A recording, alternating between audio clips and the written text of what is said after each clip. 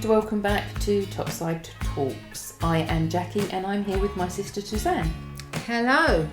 This podcast is all about getting a second opinion.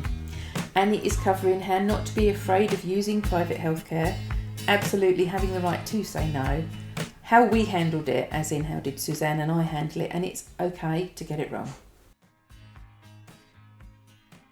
So, if you get a diagnosis of any kind and you're not happy with it, get a second opinion.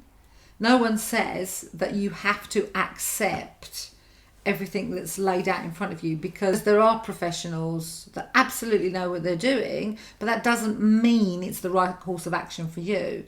So if you're not happy, get another diagnosis. If you're fortunate enough to afford it, go and get a second opinion from another professional.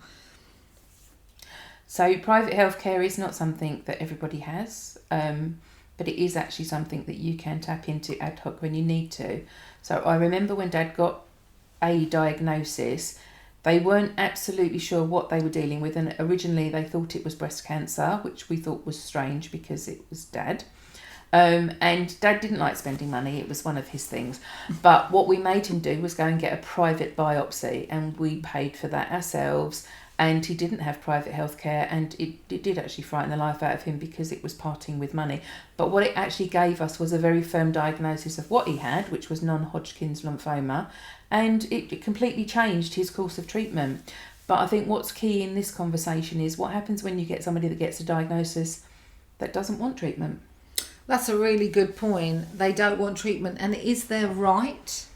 So that also opens up, many questions that we will start sharing information on as well, which is the lasting powers of attorney, and when is the time for you to step in and say, I'm not sure it's in your best interest to make this decision at this point, versus not having the capacity, the mental capacity to make that decision for yourself. And it is a very fine line and a whole chat in itself. But equally, you can be completely sane, can have all your mental faculties and go, I just don't want to do this.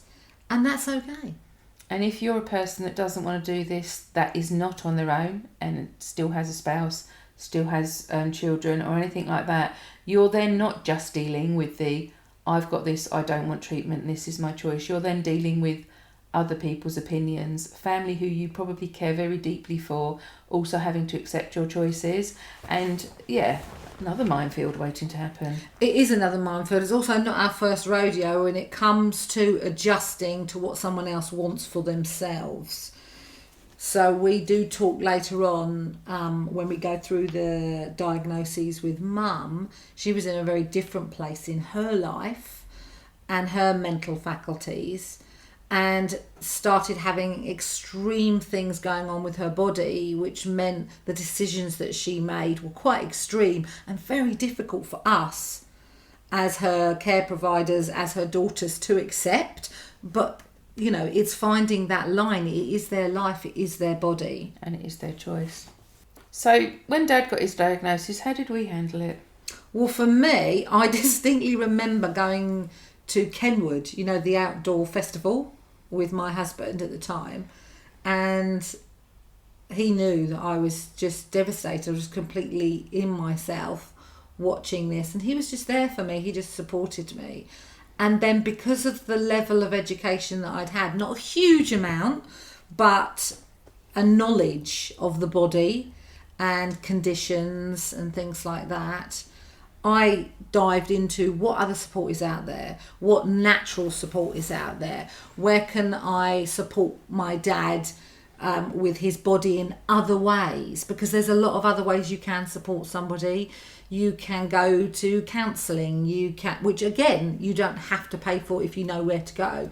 There's nutritional support, but again, it's going to the right people that have the right knowledge so that it's supporting the body and not making treatment more difficult.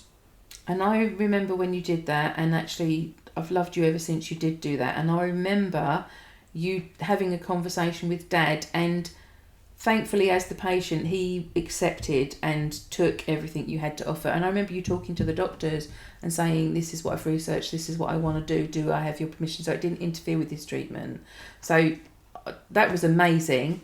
But I also remember, how did I handle it? I had a very young family, and to be quite honest, I can't remember exactly how I handled it, other than I knew I was just going to be there every step of the way for him. And I'm conscious this is hopefully a family show and we might have a young audience listening to us. There were a lot of oh poop moments, and they're okay too. Oh yeah, there were so many times where we didn't get it right, where, oh, this is what we wanted to do to support them and it sort of went a bit wrong, or it wasn't the right thing at the right time, or things started going downhill.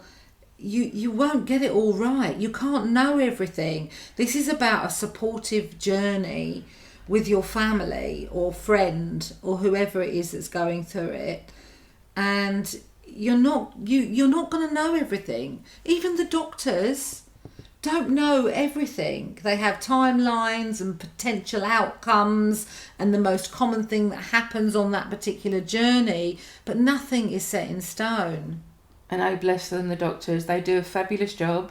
They are skilled in their craft, but you have to be the one that checks in all the time, because your father, your mother, your brother, your sister, they are not the only patient on the doctor's books, and they are doing the best they can. But if you want the answers to what's going on with your particular patient, you have to be right on it all the time. Absolutely. And just on the note of doctors, as I mentioned a moment ago about getting natural therapies and seeing what alternative things are out there to support the person, support the body, or even support yourself while you're going through this, to help that person.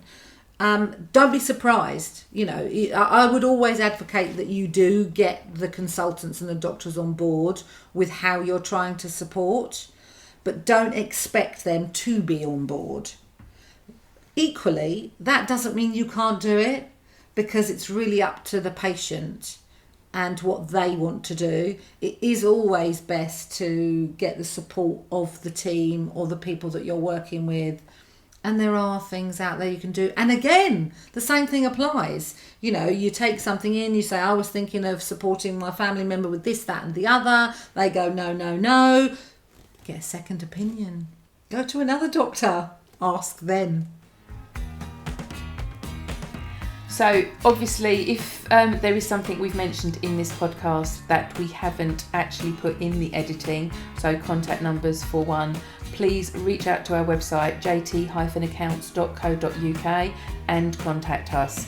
Wherever you are listening from, this podcast should have contact details attached to it. Please get in touch. We want to help. If you could say something to or ask Death anything, what would it be? To meet us on our own terms and to stop visiting us uninvited. Oh, I like that one. I do like that one. That kind of sums up what I've just said, really, about Yeah. some people wanting death and some people going, give me 5 minutes, please, I'm not ready. So this one is being asked whether you picked my friend or not. Mm.